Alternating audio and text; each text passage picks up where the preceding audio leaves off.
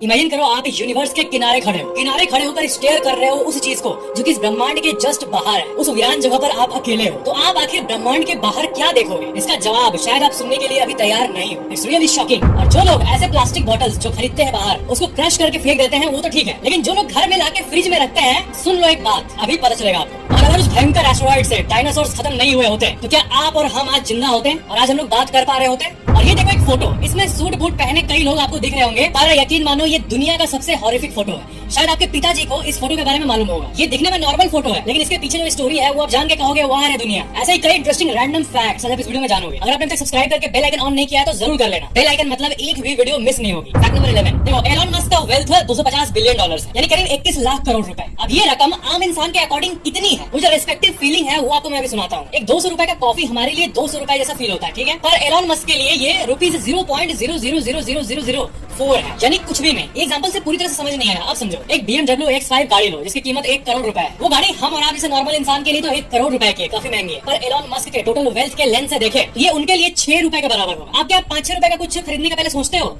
ऐसा है उनके लिए, मतलब मनी अमाउंट फीलिंग की बात हो रही है यहाँ पे। एक बढ़िया सी लग्जरी फ्लैट 3 करोड़ के लिए हमारे लिए, और एलन मस्क के लिए वो 18 रुपए की तरह होगा। ये जो स्क्रीन पे आप चमकता हुआ लग्जरी याcht देख रहे हो, इसकी कीमत है 1000 करोड़ रुपए। तो ये हमारे लिए तो इम्पॉसिबल सा अमाउंट है, 1000 करोड़ रुपए। जब तक कोई अल्ट्रा रिच फैमिली से ना हो तब तक तो 7 जन्म में भी इसको कोई नहीं ले पाएगा। हमारे लिए इम्पॉसिबल है, लेकिन एलन भैया की नजर से 6000 रुपए के आसपास है। यानी 6000 का आप 2-3 प्रेशर कुकर खरीदते हो, या फिर 6000 का कोई मोबाइल खरीदते हो, या फिर एडमिशन के लिए 6000 रुपए देते हो, तो जो फील आती है कि हाँ 6000 रुपए चलेगा, ये फील एलन मस्क को तब आएगा जब वो 1000 करोड़ का एक लग्जरी शिप खरीदेंगे, क्योंकि वो उनके वेल्थ का 1% से भी कम होगा। फैक्ट नंबर 10, आपने स्टेशन पे तो देखा ही होगा कि ट्रेन को कैसे कंटिन्यूअसली बिजली मिलते रहता है तार से। मैं भी बचपन में ट्रेन को बहुत डीपली ऑब्जर्व करता था, और बेशक आप भी करते होंगे। आप देखते होंगे कैसे ट्रेन में बिजली मिल रहा है, पर एक ट्रेन जर्नी में कितना बिजली यूज होता है, अमाउंट ऑफ इलेक्ट्रिसिटी की बात हो रही है, वो आप सुन के चौंक जाओगे। आपको ऐसा लगता होगा कि ठीक है ट्रेन बहुत हेवी यूज करता है बिजली का, तो शायद आपके घर में जितना एक महीना में बिजली यूज होता होगा उतना शायद एक दिल्ली से मुंबई की जर्नी में यूज होता होगा। शायद कॉमन सेंस कुछ ऐसे ही बताता है, लेकिन एक्चुअल फिगर्स एस्टोनिशिंग है। देखो दिल्ली से मुंबई का डिस्टेंस है ट्रेन से 1400 किलोमीटर, और अगर हम ये माने कि ट्रेन 90 किलोमीटर प्रति घंटे के स्पीड से चल रही है और एवरेजली 15 घंटे में ट्रेन डिस्टेंस कवर कर लेती है, अगर ट्रेन लेट ना हो तो वो 5500 kWh बिजली यूज करती है हर घंटे। तो अगर 16 घंटे की जर्नी है तो इसको 16 से मल्टीप्लाई करेंगे तो 88,000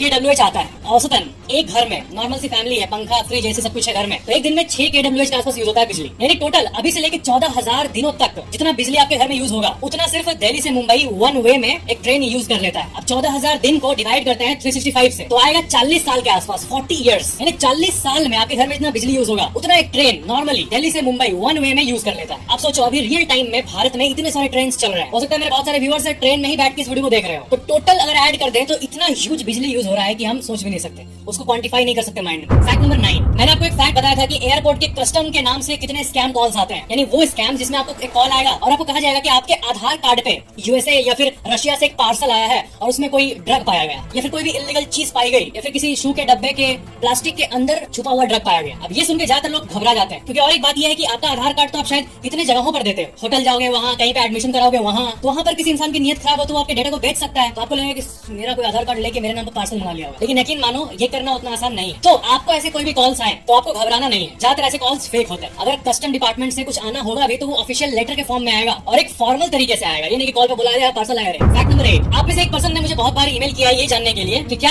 एनिमल या फिर चींटी या फिर किसी भी और अलग स्पीसीज में ब्लड ग्रुप होता है। जैसे कि आप जब भी कहीं एडमिशन कराते हो या फिर कहीं भी कुछ भी कराते हो तो आप ब्लड ग्रुप अपना देते हो। बहुत लोगों मैंने देखा है कि ब्लड ग्रुप टेस्ट भी नहीं कराते हैं, उन्हें पता नहीं होता मेरा ब्लड ग्रुप क्या है। शायद आपको पता हो कि आपका ब्लड ग्रुप क्या है, पर यहाँ पर मेन सवाल का आंसर करते हैं। तो देखो ह्यूमन की तरह जो क्रीचर्स होते हैं जैसे कि एप्स, चिंपैंजीज, उनमें ह्यूमन की तरह ही A blood group, O blood group ऐसा होता है। जी हाँ, अगर कुत्तों की बात करें तो इनका भी एक ब्लड ग्रुप सिस्टम होता है जिसमें कि DEA 1.1, DEA 1.2, DEA 7 ऐसा टाइप का ब्लड ग्रुप होता है। मतलब इनका अलग ही एक लिस्ट है। कैट में यानी बिल्लियों में A होता है, B होता है, AB होता है। पर हाँ, ये फैक्ट सुन के ये मत समझना कि अगर बिल्ली का ब्लड ग्रुप A है तो उसका हम खून ले सकते हैं या फिर हम बिल्ली को खून दे सकते हैं, ये नहीं है, वो अलग ही ऑर्गेनिज्म है। बट उसका क्लासिफिकेशन सिमिलर है इंसानों की तरह ही। हॉर्सेस यानी घोड़ों में 30 से ज्यादा ब्लड ग्रुप्स होते हैं, A, C, D, K, P, Q, U, इतने ब्लड ग्रुप। ये तो बड़े बड़े जानवर हो गए। अब इंसेक्ट्स की बात करते हैं, छोटे जानवर। तो देखो फैक्ट ये है कि इंसेक्ट्स के अंदर मैमल्स की तरह ब्लड नहीं होता है, सो टू स्पीक, ब्लड नहीं होता उनमें, पर उनके अंदर एक फ्लूइड होता है, इसे कहते हैं हेमोलिम, जिसके अंदर रेड ब्लड सेल नहीं होता है नॉर्मल ब्लड की तरह, बस वो एक लिक्विड होता है इंसेक्ट के सर्वाइवल के लिए, मतलब सस्ता खून कह सकते हो। और चींटियों में भी यही हेमोलिफ होता है, तो इनमें ब्लड ग्रुप नहीं होता है छोटे क्रीचर्स में, इंसेक्ट्स में। फैक्ट नंबर 7,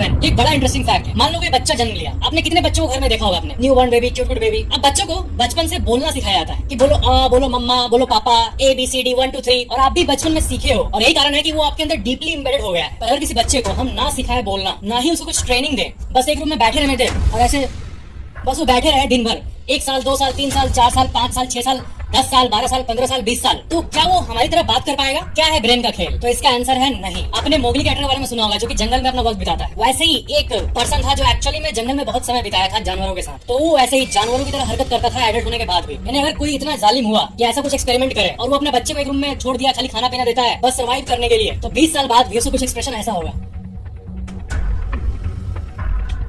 उसको समझ नहीं आएगा कि क्या बोलना है, उसको पता ही नहीं होगा कि वर्ड्स क्या है, मीनिंग क्या है। वो बस भूख लगेगा तो करेगा ऐसा, जैसे एक बेसिक एप या जानवर करते हैं। यानी इंसान को ना सिखाया जाए तो इंसान बेसिकली जानवर है। वो सीख और एजुकेशन और जो चीजें हैं वो इंसान को इंसान बनाती है। बाकी बेसिक लेवल पे अगर छोड़ दें तो इंसान जानवर है। वो तो अभी इंसान सब दुनिया में जी रहा है। पहले तो लोग साइन लैंग्वेज में ही कम्युनिकेट करते थे ना, सारी बातें साइन लैंग्वेज में होती थी। सब्सक्राइब।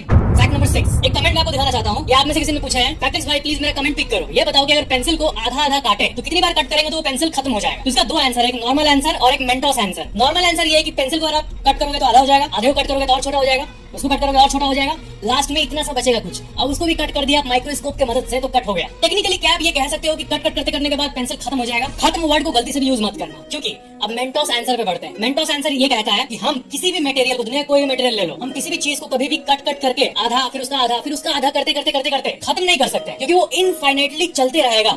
लास्ट में एटम बचेगा तो वो सब एटॉमिक पार्टिकल में टूटेगा, लेकिन बेसिक लास्ट तक कभी भी नहीं पहुंच सकते हैं, और ना आज तक कोई पहुंचा है। यानी वो आपको दिखेगा नहीं, पेंसिल बहुत ज्यादा काटने के बाद खत्म हो जाएगा आपके लिए, लेकिन एक्चुअली में टेक्निकली वो एग्जिस्ट करेगा। फैक्ट नंबर 5, आपको पता है हम और आप यहाँ पर कोइंसिडेंस से पहुंचे हैं, बहुत बड़े कोइंसिडेंस। अगर लॉजिकली बात करें तो नॉर्मली तो ये माना जाता है कि कोई गॉड है जिन्होंने हमें क्रिएट किया है, लेकिन अगर और भी साइंटिफिक तरह से बात करें तो धरती पे जो एस्ट्रॉइड टकराया था जिससे कि विलुप्त हो गए थे डायनासोर्स, वो एक बहुत बड़ा कोइंसिडेंस था। तो करोड़ों साल पहले अगर वो एस्ट्रॉइड नहीं टकराता तो क्या आज हम होते यहाँ पे? इसका सिंपल आंसर है नहीं होते। डायनासोर्स कंटिन्यू करते इस अर्थ को डोमिनेट करने के लिए, जिससे कि मैमल्स के इवॉल्व होने का जो रूम है, स्पेस है, वो होता ही नहीं। मैमल्स यानी जो हम लोग क्रिएचर्स हैं, ये सबको इवॉल्व होने का समय और इन्वायरमेंट इसलिए बन पाया क्योंकि बड़े बड़े क्रिएचर्स विलुप्त हो चुके थे। और कितनी अमेजिंग बात है कि उस एस्ट्रॉइड से एक भी डायनासोर नहीं बचा था। मतलब कॉमन सेंस ये कहता है कि धरती पे बहुत सारे डायनासोर होंगे, तो कोई एस्ट्रॉइड टकराता भी है तो एक एरिया का डायनासोर खत्म हो जाएगा, लेकिन पूरे धरती का ही डायनासोर धीरे धीरे विलुप्त हो गया, एक्सटिंक्ट हो गया, एक भी नहीं बचा बेचारा। उसके बाद धीरे धीरे अदर लाइफ फॉर्म्स को इवॉल्व होने का मौका मिला, मैमल्स थ्राइव किए। अगर डायनासोर नहीं विलुप्त हुए होते तो शायद कभी अपॉर्चुनिटी मिलता ही नहीं बाकी क्रिएचर्स को कि वो इवॉल्व हो पाते। इवोल्यूशन एक टोटली अलग पाथ ले लेता, और फिर क्या होता?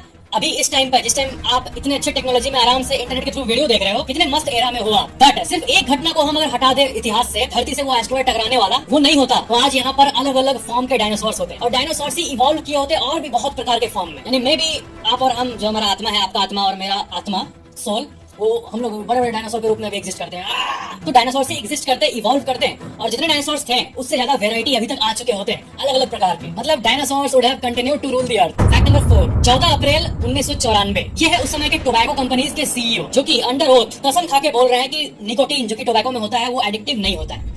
आप बताओ, उस टाइम टोबैको के ऊपर उतनी रिसर्चेज नहीं थी डिटेल्ड वाली, जितनी थी वो बता रही थी, इस तरह पॉइंट कर रही थी कि निकोटीन एडिक्टिव होता है, लेकिन फिर भी पब्लिक के सामने आके ये लोग अंडर ओथ डिक्लेयर किए थे कि निकोटीन एडिक्टिव नहीं होता। देख रहे हो इस दुनिया में कॉर्पोरेट इन्फ्लुएंस कितना ज्यादा मैटर करता है। ज्यादा लीगल लाइबिलिटी नहीं आया किसी के लॉस पे, किसी के डेथ पे, इसलिए वो लोग ये किए थे। और उस टाइम स्मोकर्स का नंबर डिक्लाइन हो रहा था क्योंकि रिसर्चेज बढ़ रही थी, ये खराब होता है। 1960s में तो दवा माना जाता था, साइंटिफिकली भी दवा कहते थे, कैंसर से कोई लिंक नहीं था। तो डिक्लाइनिंग सेल्स को ठीक करने के लिए ये लोग एक साथ आए थे। अभी इस समय ऐसा कुछ होना तो लोग कूद डालेंगे। अभी तो रूल्स इतने स्ट्रिक्ट हो गए हैं कि कोई कंपनी ऐसी हो ही नहीं सकती है जो कि अपने टोबैको प्रोडक्ट के ऊपर ये ना लिखे ये हार्मफुल है, उसको लिखना ही पड़ेगा। मतलब इस पिक को देख के मैं क्या बोलूं, मतलब क्या है, कितना कॉर्पोरेट इन्फ्लुएंस है भाई। फैक्ट नंबर 3, तो जब भी कोई लिक्विड निकलती है किसी कंटेनर में से और उसके सारे मॉलिक्यूल्स अलाइन होकर निकले, कांस्टेंट स्पीड में निकले, तो एक बहुत ही कूल सी फेनोमेनन दिखती है, इसे कहते हैं लैमिनार फ्लो। ये एक ऐसा फ्लूइड का मूवमेंट है जिसमें कि लेयर्स के बीच में कोई भी डिसरप्शन या फिर अनइवननेस नहीं होती। तो ये देखने में लगता है कि सारा लिक्विड एक जगह एक सॉलिड की तरह नजर आता है, और इसी कूल सी फेनोमेनन को लैमिनार फ्लो कहा जाता है। फैक्ट नंबर 2, जब कोई भी वाटर बॉटल में लिखा रहता है कि क्रश कर दो और फेंक दो पानी एक बार पीने के बाद, तो बहुत लोगों को लगता है कि बॉटल तो काफी अच्छा है, इसलिए एक बार क्यों उसको घर ले जाते हैं। दरअसल में बॉटल बने ही होते हैं वन टाइम यूज के लिए, क्योंकि प्लास्टिक बॉटल जब हीट और सनलाइट से एक्सपोज होते हैं तो पानी के अंदर हार्मफुल केमिकल्स मिक्स होना शुरू हो जाते हैं, और इससे बॉडी में हार्मोनल इम्बैलेंसेस होता है। अब हार्मोनल इम्बैलेंसेस यूथ में हो रहा है, इसकी प्रूफ की तो जरूरत है नहीं, आप देख ही सकते हो, ऑब्जर्व कर ही पा रहे होंगे कि यंग लोगों में जो कि ट्रैवल करते हैं एग्जाम्स ये सब के चक्कर में, उनकी तबियत कैसे खराब होने लगती है। यानी जो बोतल डिजाइन ही किया गया है लॉन्ग टर्म यूज के लिए,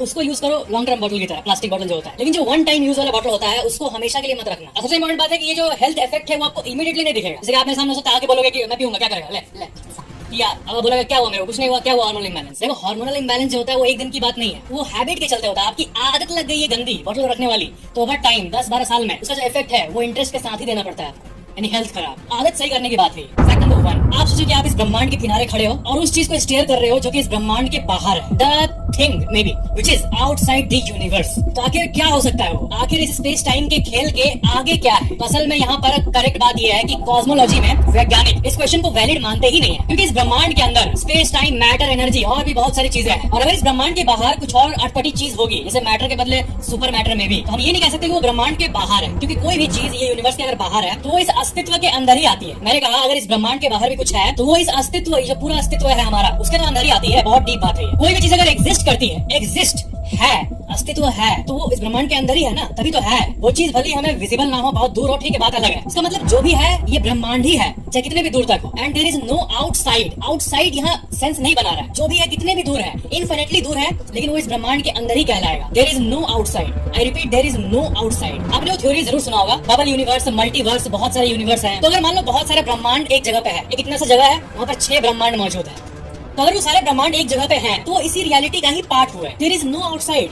आउटसाइड का कंसेप्ट ही नहीं है यहाँ, जो है इनसाइड ही है, जो है यही है। आउटसाइड, बाहर, ये हमारे माइंड का क्रिएशन एक्चुअली में जो है वो है। ये बहुत ही गहरी बात है, स्पिरिचुअली भी और साइंटिफिकली भी ये सबसे डीप बातों में से एक है कि there is no outside, whatever is actually में ये एग्जिस्टेंस है और ये इनफिनिट है, और इस इन्फिनिटी के जो आउटसाइड है वो भी इसके इनसाइड ही है, जो है यही है। कितने डीप लेवल की बातें करते हैं हम ना। शायद ऐसे टॉपिक्स को हम लोग जिस तरह एक्सप्लोर करते हैं वैसा कोई और नहीं करता है पूरे यूट्यूब पे मेरे ख्याल से। पर यही तो हमारे कम्युनिटी की स्ट्रॉन्ग पॉइंट है ना, कि हम हर चीजों के अंदर घुस जाते हैं और ऐसा समझते हैं कि लगे कि हाँ कुछ समझे हैं। तो ये थे आज के फैक्ट्स। वीडियो लाइक जरूर करना और नीचे कमेंट करना कि वीडियो कैसा लगा, और अगर आपने अभी तक सब्सक्राइब करके बेल आइकन ऑन नहीं किया है तो ऑन जरूर कर लेना। Thank you so much for watching. मिलते हैं अगले वीडियो में।